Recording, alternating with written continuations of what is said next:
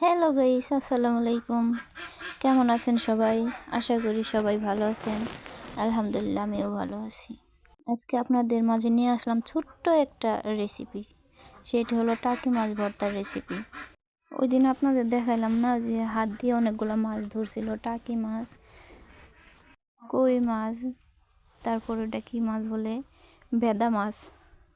আমাদের এই দিক দিয়ে ভেদা মাছের নোন্দা মাছ বলি, আপনারা কি বলেন জানি না, কমেন্টে জানাইন।